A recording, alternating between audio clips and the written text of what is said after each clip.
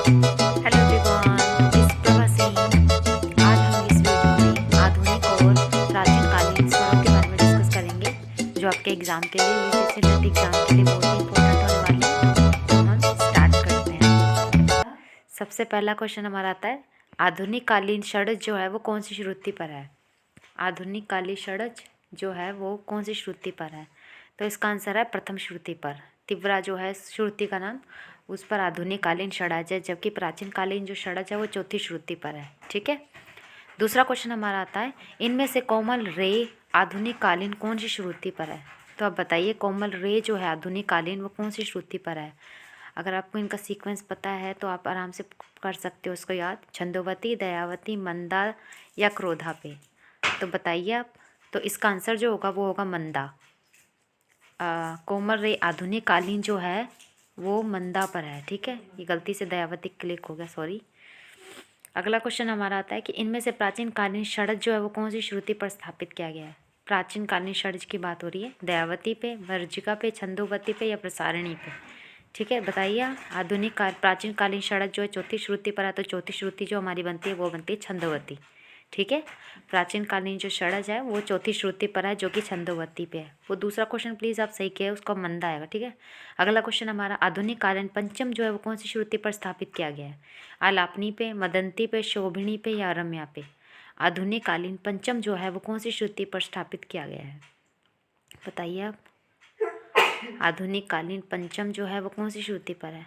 आलापनी पे, मदंती पे, शोभनी पे, रम्य। इसी में से कोई भी नहीं है। ठीक है। आधुनिक कालीन पंचम जो है वो 14वीं श्रुति पर स्थापित किया गया, जो कि क्षिति नाम से है, ये आप याद रखिएगा। जबकि प्राचीन कालीन पंचम जो है वो 17वीं श्रुति पर है, जिसका नाम है आलापिनी। ठीक है, 17वीं श्रुति पर आलापनी है। अगला क्वेश्चन हमारा आता है, आधुनिक कालीन कोमल रे है, इनमें से कौन सी श्रुति पर है? आधुनिक कालीन देखना आपको 5वीं पर, 8वीं पर, तीसरी पर या चौथी पर। मैंने आपको बताया था, इसका आधुनिक कालीन कोमल रे जो है वो तीसरी श्रुति पर है, जिसका नाम है मंदा। ठीक है। अभी ये क्वेश्चन मैंने पहले भी पूछा था, लेकिन अब मैंने थोड़ा घुमा के पूछा है। अगला क्वेश्चन हमारा आता है, प्राचीन कालीन धैवत कौन सी श्रुति पर है? यहाँ पर मैं प्राचीन कालीन धैवत की बात कर रही हूँ, आधुनिक कालीन नहीं है। आधुनिक कालीन धैवत तो जो वो 18वीं श्रुति पर है, मदंती नाम से। आपको प्राचीन कालीन धैवत बताना है कौन सी श्रुति पर है।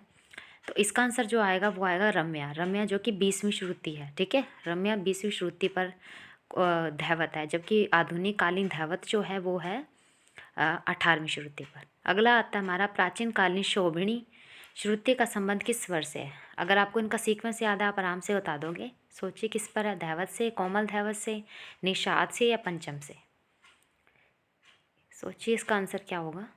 इसका जो आंसर होगा वो होगा निषाद से, है ना। शोभिणी जो है वो लास्ट श्रुति है। अगर आपको पता होगा प्राचीन काल में उन्होंने अंतिम श्रुति पर रखा है, तो निषाद आएगा। अगला आता है हमारा, आधुनिक कालीन धैवत कौन सी श्रुति पर स्थापित किया गया है? ये आधुनिक काल की बात हो रही है। प्राचीन कालीन धैवत जो है वो तो 20वीं श्रुति पर है, जिसका नाम रम्या है। आधुनिक कालीन धैवत कौन सी श्रुति पर आपको बताना, मदंती, रोहिणी, मार्जनी या रंजनी? आधुनिक कालीन धैवत जो है वो है मदंती पर, जो कि कौन सी श्रुति है हमारी? 18वीं श्रुति पर है, आधुनिक कालीन। अगला क्वेश्चन है, आपको इसको क्रम से लगाना है। क्रम से लगाइए, रम्या, प्रसारिणी, रक्तिका या कुमुदिती। पहला ऑप्शन है 4 3 2 1, दूसरा है 3 4 1 2, तीसरा 1 3 4 2। बताइए। देखिए, अगर आपको इसको याद है तो आप आराम से कर दोगे। तीव्रा, कुमुदती। कुमुदती आ गया हमारा। मंदा, छंदोवती, दयावती, रंजनी, रक्तिका आ गया, है ना। रंजनी, रक्तिका, रौद्री, क्रोधा, वर्जिका, प्रसारणी आ गया। फिर मार्ज, रम्या 20वीं है, तो इसका सीक्वेंस जो बनेगा वो बनेगा 4 3 2 1। ठीक है, इसको आप सीक्वेंस याद कर लीजिए, आपको कोई दिक्कत नहीं होगी। ठीक है। अगला क्वेश्चन हमारा आता है, ये 20वां क्वेश्चन नहीं है गाइस, ये गलती से ना टाइप हो गया है। कोमल ग के आंदोलन संख्या आपको बतानी है। आधुनिक कालीन है ये, 268, 288, 260 या 280। इसका आंसर जो होगा वो आंसर होगा ऑप्शन बी, है ना। इसकी 288 है कोमल गा की। आधुनिक कालीन संख्या जो है वो 288 है कोमल गा की।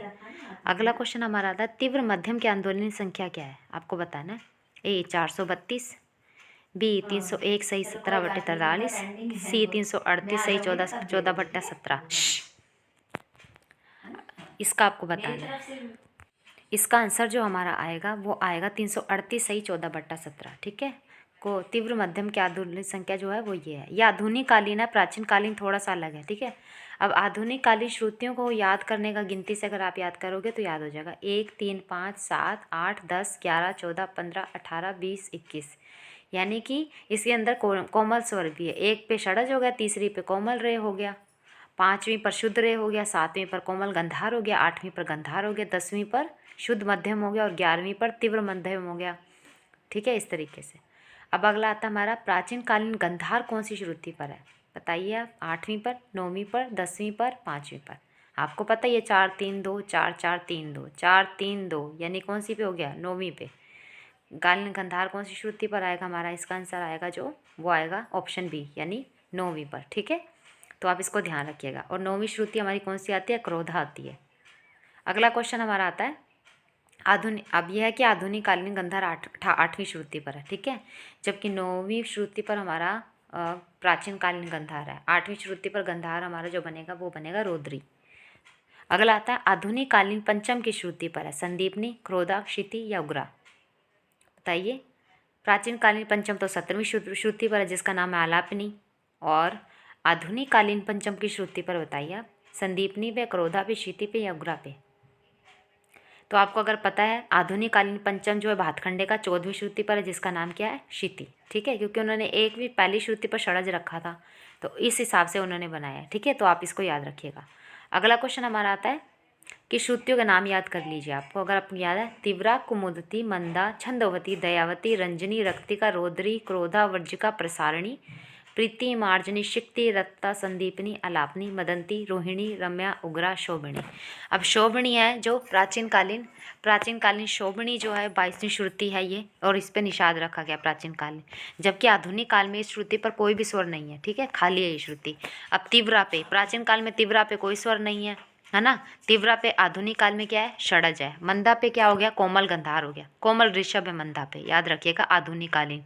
और दयावती पे क्या है, कोमल दयावती पर शुद्ध ऋषभ है, आप ये याद रखिएगा। ठीक है, अब ये प्राचीन कालीन श्रुतियाँ कौन सी है, 4 3 2 4 4 3 2 इस तरीके से है ना प्राचीन कालीन श्रुतियाँ जो है। अब इसको कैसे याद करना, 4 7 9 13 17 20 22 है ना।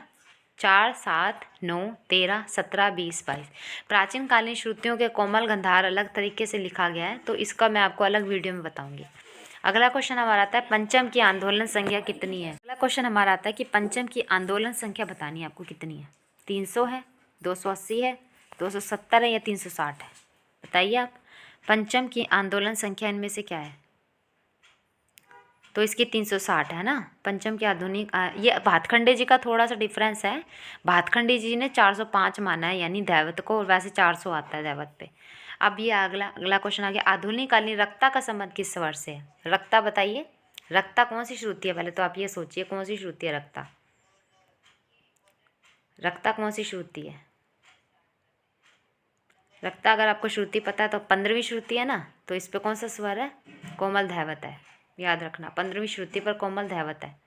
और आधुनिक कालीन धैवत जो है वो 15वीं श्रुति पर है। ठीक है ना, आधुनिक कालीन धैवत है जो 15वीं श्रुति पर है, जबकि प्राचीन कालीन रक्ता पर कोई भी स्वर नहीं है। आधुनिक कालीन कोमल धैवत 15वीं श्रुति पर है, जबकि प्राचीन काल में रक्ता पर कोई भी स्वर नहीं लिखा गया है। अगला आता है आधुनिक कालीन 22वीं श्रुति शोभनी का संबंध किस स्वर से। अब बताइए आप, 22वीं श्रुति की बात हो रही है, आधुनिक काल की बात हो रही है, प्राचीन की नहीं। कौन सा स्वर है इस पर, धैवत है, पंचम है, निषाद है, कोई नहीं है। आधुनिक काल में कौन सा स्वर है निषाद पर।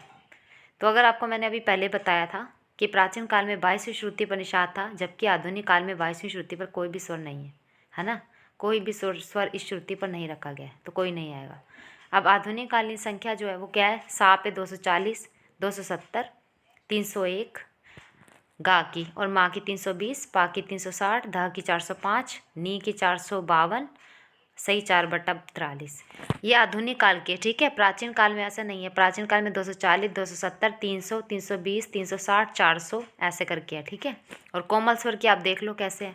कोमल रे के 254 सही 2/17, कोमल गंधार के 288, माँ तीव्र के 338 सही 14/17, कोमल धैवत के 391 सही 3/17, कोमल निषाद के 432। ये आधुनिक काल के हैं, इसको प्राचीन काल का मत समझिए आप।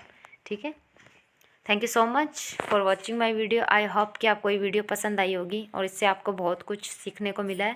तो प्लीज़ मेरी वीडियो को लाइक कीजिएगा। अगर आपको इससे रिलेटेड और भी क्वेश्चन चाहिए तो आप हमारा पेड कोर्स ज्वाइन कर सकते हो, जो कि 500 रुपीज़ प्राइस है। Thank you so much for watching my video. I hope कि आपको बहुत पसंद आएगा।